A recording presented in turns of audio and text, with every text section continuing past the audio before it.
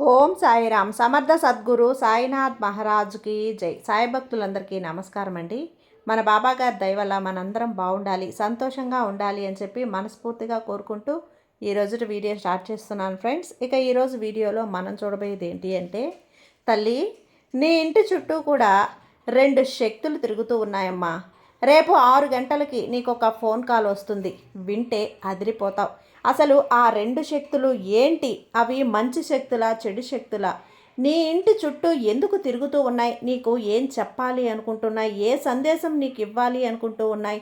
ఒకవేళ నువ్వు అవకాశం ఇస్తే ఇంట్లోకి రావాలన్నా, వచ్చి నిన్ను ఏం చెయ్యాలని, నీ కుటుంబాన్ని ఏం చెయ్యాలి అని చెప్పి, మరి నీకు రాబోతున్న ఆ ఫోన్ కాల్ ఏంటి? ఆ ఫోన్ వింటే నువ్వు ఎందుకు అదిరిపోతావు? తెలుసుకోవాలని ఉందా బిడ్డ?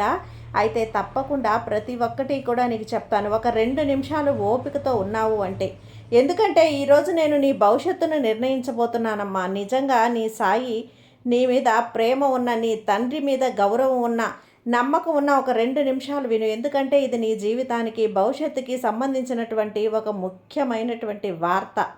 ఖచ్చితంగా నీతో చెప్పి తీరాలమ్మా అని చెప్పి బాబాగారు అయితే మన కోసం ఒక మంచి సందేశాన్ని తీసుకొచ్చేస్తారండి. ఆ సందేశం ఏంటి? ఆ సందేశం రూపంలో బాబాగారు మనతో ఏం చెప్పబోతున్నారో వినే ముందుగా ఫస్ట్ టైం మన ఛానల్ని చూస్తూ ఉన్నట్లయితే ప్లీజ్ సబ్స్క్రైబ్ చేసుకోండి ఫ్రెండ్స్. వీడియో నచ్చితే కనుక లైక్ చేసి సపోర్ట్ చేయండి. ఇక వీడియోలోకి వెళ్ళబోయే ముందుగా ఒక్కసారి, ఎక్కడెక్కడో మీరు జ్యోతిష్యం చెప్పించుకొని తృప్తి చెందకుండా, మనశ్శాంతి అనేది లేకుండా, మీ సమస్య అనేది, ప్రాబ్లంకి ఆ సొల్యూషన్ అనేది దొరక్క మీరు అసంతృప్తిగా బాధపడుతూ ఉన్నట్లయితే ఒక్కసారి మనకు బాగా తెలిసినటువంటి గురువుగారు శ్రీ షిరిడి సాయిబాబా ఆశీస్సులతో జ్యోతిష్యం చెప్తున్నారు గురూజీ సుబ్రహ్మణ్యం రాజు గారు. Contact number 9908224144.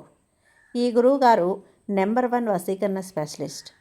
మీ యొక్క ప్రతి సమస్యకి కూడా పరిష్కారం అనేది చూపిస్తారు. అన్ని విషయాలను కూడా ఫోన్లో స్వయంగా గురువుగారే మాట్లాడతారు. ప్రేమ, పెళ్లి, భార్యాభర్తల మధ్య సమస్యలు, స్త్రీ మరియు పురుషుల వశీకరణం చేయబడును.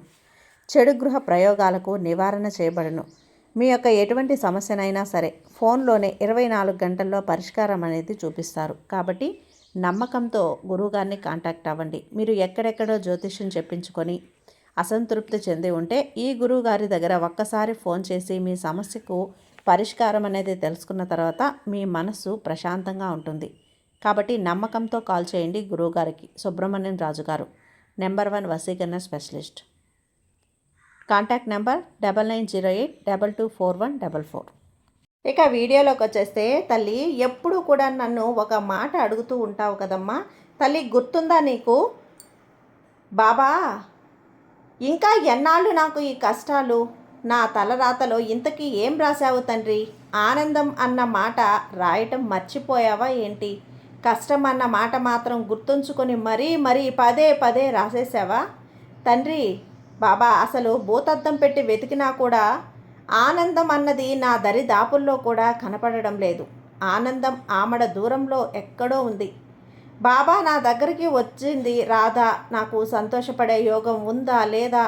ఎప్పుడు కూడా ఇలా కష్టాలతో నేను బాధలతో పడాల్సిందేనా? ప్రతి ఒక్క విషయంలో కూడా ఇలా అల్లాడిపోవాల్సిందేనా? డబ్బు విషయంలో కానీ, ఆనందం విషయంలో, ఏ విషయంలోనైనా నేను ఏది అనుకున్నా కూడా ఒక్క పని కూడా నాకు జరగకపోవటం, ఏదైనా సరే తండ్రి నా దాకా రావటం లేదు. ఎందుకు సాయి?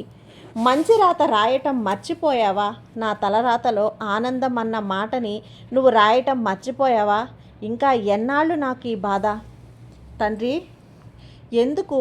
ఇప్పుడైనా సరే ఒక శుభవార్త అయినా వింటానేమో అని చెప్పి ఎదురు చూస్తూ ఉన్నాను. నా చెవిన ఆ శుభవార్త పడుతుందేమో.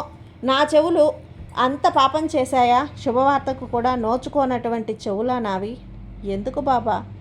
ఎందుకు నా జీవితం ఇంతేనా? ఎప్పుడూ కూడా కన్నీళ్ళమయం, కష్టాలమయం. నాకంటూ ఏది కూడా సంతోషాలు, సుఖాలు ఇవ్వవా తండ్రి?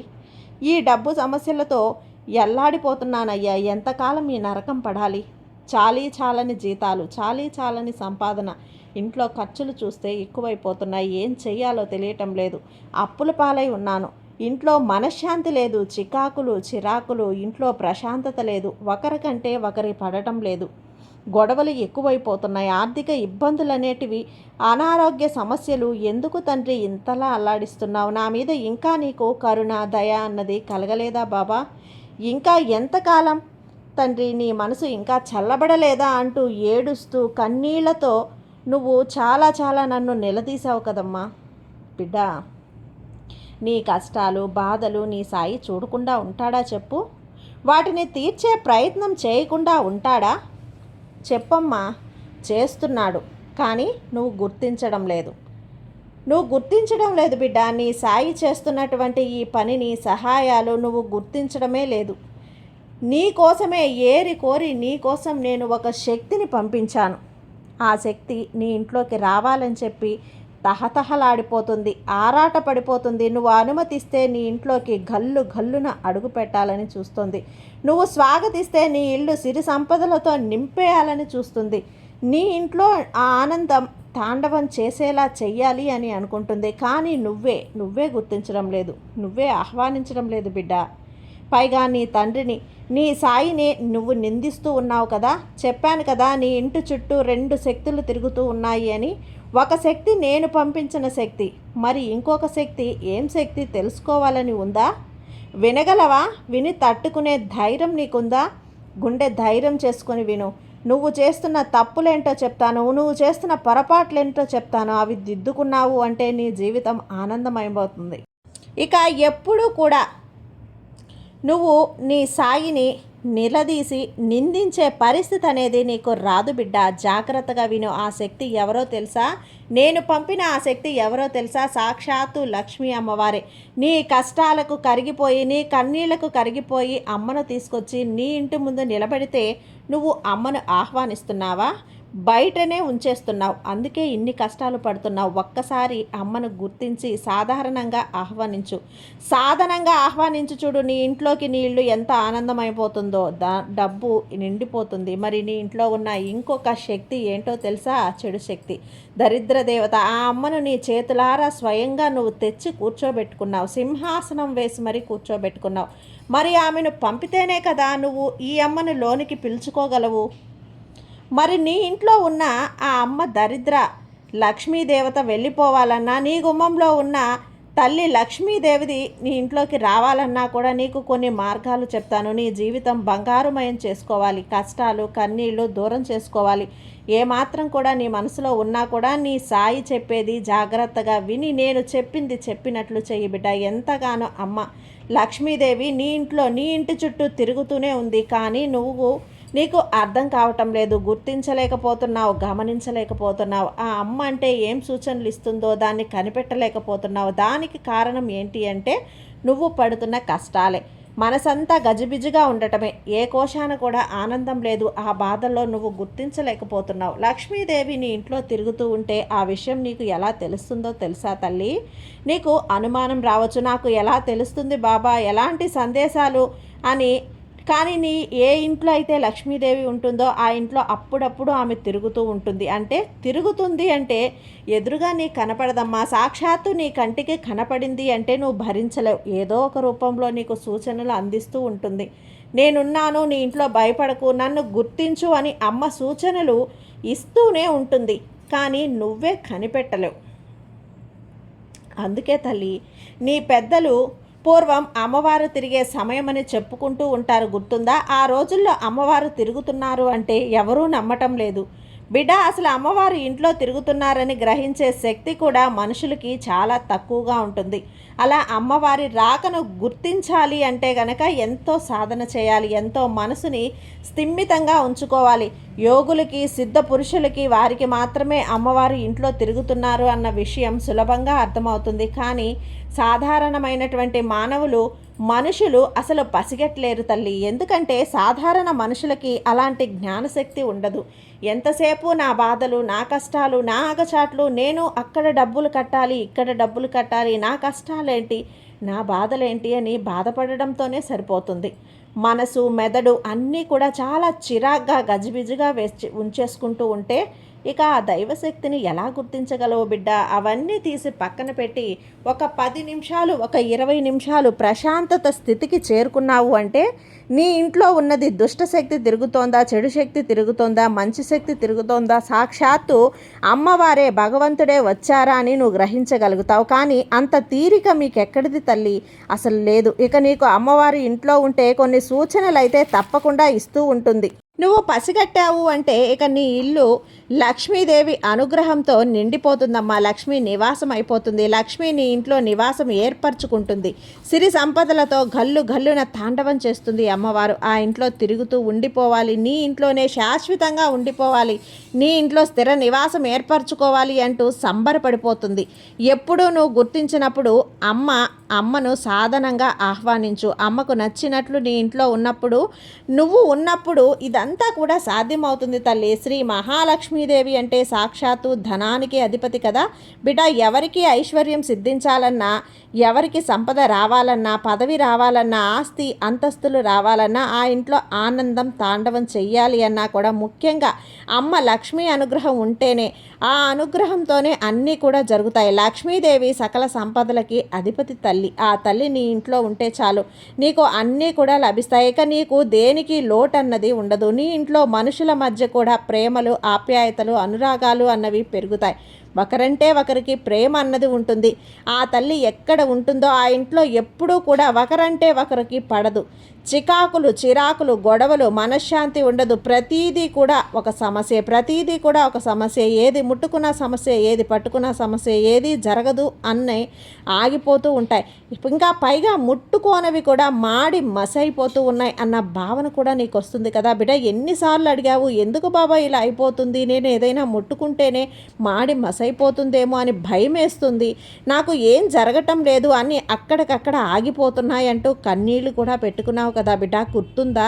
అమ్మ ఎప్పుడైతే నీ ఇంట్లో ఉండదో, దైవశక్తి ఎప్పుడు నీ ఇంట్లో ఉండదో, అప్పుడు ఇలా ఈ దుష్టశక్తి నీ నెత్తి మీదకెక్కి శివతాండవం చేస్తుంది, నాట్యం ఆడుతుంది. ఆమె చేతిలోకి నువ్వు గనక చిక్కిపోయావు అంటే, దొరికిపోయావు అంటే కూడా తన కష్టానికి నిన్ను ఆడేస్తుంది బిడ్డ. తనకు ఏం కావాలన్నా సరే అలా మార్చుకొని తనకు అనుగుణంగా నిన్ను ఆడిస్తుంది. ఇక ఆమె చేతిలో నువ్వు కీలు బొమ్మవే అయిపోతావు. ఆ దరిద్ర దేవత నీ మీద ఎంత ప్రభావం చూపుతుంది అంటే, మంచిని మర్చిపోతావు, మానవత్వాన్ని మర్చిపోతావు, ప్రతి ఒక్కటి కూడా మర్చిపోతావు. ఏది జరగదు, ఏది అనుకున్నా కూడా అది నష్టమే. ఇట్లా ఉంటుంది బిడ్డ. నీకు కావలసింది లక్ష్మీదేవి అనుగ్రహం. అమ్మ నీ ఇంట బయట కూర్చొని ఉంది, నీ గుమ్మం బయట ఉంది, కాచుకొని ఉంది, ఎదురు చూస్తూ ఉంది. ఎప్పుడు నువ్వు పిలుస్తావా, ఎప్పుడు ఇంట్లోకి స్వాగతిస్తావా, ఆహ్వానం పలుకుతావా అని గల్లున సిరి సంపదలతో, బంగారపు మూటతో నీ ఇంట్లో అడుగుపెట్టి నీ నట్టింట్లో తిష్ట వేసుకొని కూర్చోవాలని శాశ్వతంగా అనుకుంటుంది. నీ కష్టాలన్నింటినీ కూడా తీర్చేయాలి అనుకుంటుంది. మరి నీకు లక్ష్మీదేవి అనుగ్రహం వద్దా బిడ్డ? ఎప్పటికైనా సరే అమ్మని గుర్తిస్తావా? నిజానికి ఎక్కువ కాలం ఏ దేవత కూడా నీ కోసం ఎదురు చూడదు. తను బుద్ధి పుట్టినప్పుడు మాత్రమే, తనకు అనుగ్రహం కలిగినప్పుడు మాత్రమే, అనుగ్రహించాలి అనుకున్నప్పుడు మాత్రమే, కొద్ది సమయం మాత్రమే ఆమె నీ దగ్గరికి రాగలదు. కొద్దిసేపు మాత్రమే వేచి చూడగలదు. నువ్వు ఏమాత్రం కూడా నిర్లక్ష్యంతో ఉన్నా, అజాగ్రత్తతో ఉన్నా, ఆగ్రహించుకొని తిరిగి మళ్ళీ వెళ్ళిపోయింది అంటే, నువ్వు మళ్ళీ ఎంత ప్రాధేయపడ్డా, కన్నీళ్లు పెట్టుకున్నా, మొత్తుకున్నా కూడా ప్రయోజనం ఉండదు. అవకాశం వచ్చినప్పుడే ఉపయోగించుకోవాలి బిడా. అదృష్టం ఒక్కసారి మాత్రమే నీ తలుపు తడుతుంది. దురదృష్టం నువ్వు తలుపు తీసేదాకా కూడా తడుతూనే ఉంటుంది. అదృష్ట దేవతకి, దురదృష్టపు దేవతకి మధ్య తేడా ఉందమ్మా, ఇదే. కాబట్టి ఆ ఒక్కసారి వచ్చిన అదృష్టాన్ని నువ్వు ఉపయోగించుకున్నావు అంటే ఇక నువ్వు మహారాజువే, ఇక నువ్వు కుబేర యోగం పట్టినట్లే. నీ జీవితంలో ఇక దేనికి లోటన్నదే ఉండదు దొడ్డ. నువ్వు నాకు ఇది కావాలి మనసా అని చెప్పి క్షణాల్లో, చిటికలో నీ ముందుకు వచ్చేస్తుంది. అది నిజమై తీరుతుంది ఎప్పుడు దైవిక శక్తి నీకు తోడుగా ఉన్నప్పుడు, నువ్వు మంచి పనులు చేస్తున్నప్పుడు, నువ్వు మంచిగా ఉన్నప్పుడు, ఇంట్లో వారితో కూడా నువ్వు ఎప్పుడు ప్రేమగా మాట్లాడుతూ, నవ్వుతూ, నలుగురు కలిసి భోజనం చేస్తూ ఉన్నప్పుడు, నీ ఇంటిని శుచిగా శుభ్రంగా ఉంచుకున్నప్పుడు ఎల్లవేళలా కూడా నిత్య దీపారాధన చేస్తూ ఉన్నప్పుడు ధూపం దీపం నైవేద్యం ఇలా నీ ఇంట్లో ఏ ఇంట్లో అయితే ఈ విధంగా ఉంటుందో ఇంట్లోకి దుష్టశక్తి దరిద్ర దేవత వంగి తొంగి చూడాలంటే కూడా గజగజ వణికిపోతుంది. అలాంటి ఇంట్లో దైవీక శక్తి ఉంటుంది. దైవీక శక్తి ఎక్కడైతే ఉంటుందో అక్కడ నీకు ఇంకా అంతా కూడా అమృత గడియలే, అమృత యోగమే. ఏ ఇంట్లో అయితే ఒకటి అంటే ప్రేమ గౌరవం అభిమానాలు ఉంటాయో, తోటి వారిని గౌరవిస్తారో, ఆపదలో ఉన్నవారిని ఆదుకుంటారో, ఆకలితో ఉన్నవారికి అన్నం పెడతారో, దాహంతో ఉన్నవారికి దప్పిక తీరుస్తారో అలాంటి వారి ఇంట్లో సాక్షాత్తు అమ్మ గల్లు గల్లునే నడుచుకుంటూ వచ్చి తిష్ట వేసుకుని కూర్చుంటుంది. నువ్వు చేస్తున్న తప్పులేంటో తెలుసా బిడ్డ, పొరపాట్లేంటో తెలుసా నీకు?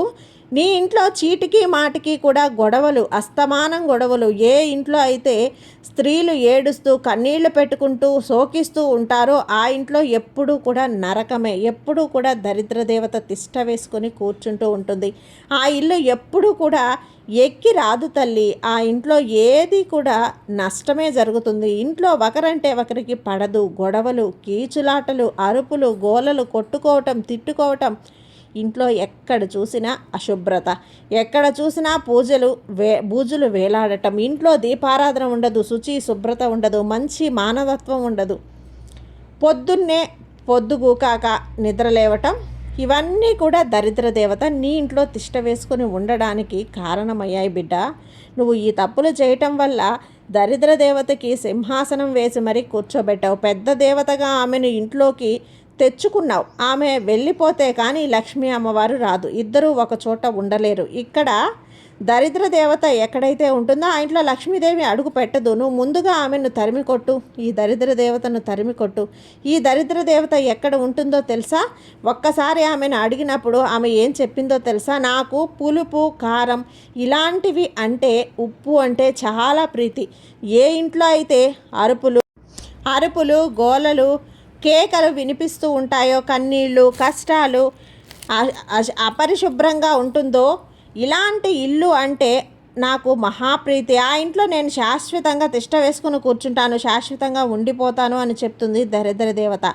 ఆవిడ మరి నీ ఇంట్లో దరిద్ర దేవతకు నిలయంగా చూసుకుంటావా లేదా దైవిక శక్తికి నిలయంగా చూసుకుంటావా? ఈ అమ్మను పంపించి, దరిద్ర దేవతను పంపించి బయటని గుమ్మంలో సంపదతో నిండి ఉన్న లక్ష్మీదేవిని ఆహ్వానిస్తావా బిడ్డ? జాగ్రత్త. ఎందుకంటే దరిద్ర దేవత చేతుల్లోకి వెళ్ళిపోయావు అంటే కీలు బొమ్మలా ఆడిస్తుంది, కుటుంబాన్ని నాశనం చేస్తుంది, విచక్షణ జ్ఞానాన్ని కోల్పోయేలా చేస్తుంది. ఏది కూడా నీ దాకా రానివ్వకు. నిన్ను సర్వనాశనం కూడా చేసేస్తుంది తల్లి. కాబట్టి నువ్వు ప్రాణమున్న రాయిలా నిన్ను మార్చేస్తుంది. నీ ఇంట్లో మచ్చుకకైనా సరే ఆనందం కనపడదు, ప్రేమ కనపడదు, మంచి మాటలు వినపడవు. అందుకే నీ సాయి చెప్పినట్లు నువ్వు చెయ్యి. ప్రతీదీ కూడా నువ్వు స్నానం చేసే నీళ్ళల్లో కాస్త రాళ్ళ ఉప్పు వేసుకొని స్నానం చేయి. ఇంట్లో నీళ్ళల్లో కొద్దిగా రాళ్ళ ఉప్పు వేసి పసుపు వేసి నీటితో ఇంటిని శుభ్రం చేయి. పసుపు నీళ్ళతో ప్రతి గదిలోనూ చల్లు. ప్రతిరోజు కూడా దీపారాధన చేసుకో. ప్రతిరోజు కూడా సాంబ్రాణి ధూపం వెయ్యి. నీకు అంతా కూడా మంచి జరుగుతుంది. ఎక్కడా కూడా బూజులు ఏవి రానియకమ్మా. ఇంటిని శుభ్రంగా ఉంచుకో. ఎంత కోపం వచ్చినా కోపాన్ని అదుపులో పెట్టుకొని మెల్లిగా మాట్లాడడానికి ప్రయత్నించు, నిదానంగా మాట్లాడడానికి ప్రయత్నించు. ఇంట్లో వారి మీద ప్రేమ చూపించు, ఇంట్లో వారి మీద ప్రేమగా ఉండు. అరుపులు కేకలు అస్సలు వద్దు తల్లి. ఇంట్లో నిత్యం కూడా దైవ నామస్మరణ వినిపిస్తూ ఉండేలా చెయ్యమ్మా. ఆ దెబ్బకి భయపడి దరిద్ర దేవత ఇంట్లో నుంచి పరిగెత్తుకుంటూ వెళ్ళిపోతుంది. వెంటనే నీ గుమ్మంలో ఉంది చూడు, నీకు సిరులను కురిపించేటువంటి శ్రీ మహాలక్ష్మి. ఆమె నీ ఇంట్లోకి సిరి సంపదలతో గల్లు గల్లుమంటూ గజ్జల కాళ్లతో నీ ఇంట్లోకి అడుగు పెడుతుంది. ఇక అమ్మవారి అడుగు పడింది అంటే ఆ ఇంట్లో ఆనందం తాండవం చేస్తుంది. నీ తలరాతను మార్చేస్తుంది. కాబట్టి అమ్మని సాదరంగా ఆహ్వానించు. నీ ఇంట్లో ఇక ఆనందం తాండవం చేస్తుంది. నీ ఇంట్లో సిరి సంపదలకు లోటన్నదే లేకుండా చేస్తుంది. ఇక నువ్వు చెప్పాను కదా తల్లి, రేపు 6 గంటలకి నువ్వు ఒక్క ఫోన్ కాల్ వస్తుంది బిడ్డ. నీకు ఆ ఫోన్ కాల్ నువ్వు ఎత్తావు విన్నావు అంటే అదిరిపోతావని చెప్పాను కదా. అదేంటో తెలుసా? నీకు మంచి రోజులు మొదలయ్యాయి అని, మంచి గడియలు మొదలయ్యాయి నీకు. నువ్వు ఉద్యోగం చేసే చోట నుంచి కావచ్చు, నువ్వు వ్యాపారం చేసే చోటు నుంచి కావచ్చు, నువ్వు చదువుకున్న చోటు నుంచి కావచ్చు, లేదా నీ పిల్లల దగ్గర నుంచి కావచ్చు, నీ భవిష్యత్తుకు సంబంధించిన విషయం కావచ్చు, నీ పూర్వీకుల ఆస్తి వివరాలు కావచ్చు, నీ తల్లిదండ్రుల నుంచి కావచ్చు, నీ పుట్టింటి వాళ్ళ నుంచి కావచ్చు, లేదు అంటే నువ్వు ఎంత కాలంగా సరే ఒక వ్యక్తికి దూరం అయ్యావు, భార్యాభర్తలు, అన్నా తమ్ముళ్ళు, అక్కా చెల్లెళ్ళు, స్నేహితులు, బంధువులు, ఇలా వారి వారి దగ్గర నుంచి మీకు ఫోన్ కాల్ అన్నది వస్తుంది. వారు మీ బంధం ఒకటవుతుంది. ఇలా రేపు 6 గంటల్లోపు ఒక శుభవార్తనైతే నీ చెవిన పడబోతుంది బిడ్డ. కాబట్టి ఈ బాబా మీద నమ్మకంతో, పూర్తి విశ్వాసంతో ఉండమ్మా, నీకంతా కూడా మంచే జరుగుతుంది. నీ సాయి నీకు తోడున్నంత వరకు నీకు భయం ఎందుకు చెప్పు. సర్వే జన సుఖినో భవంతు. జై సాయిరామ్.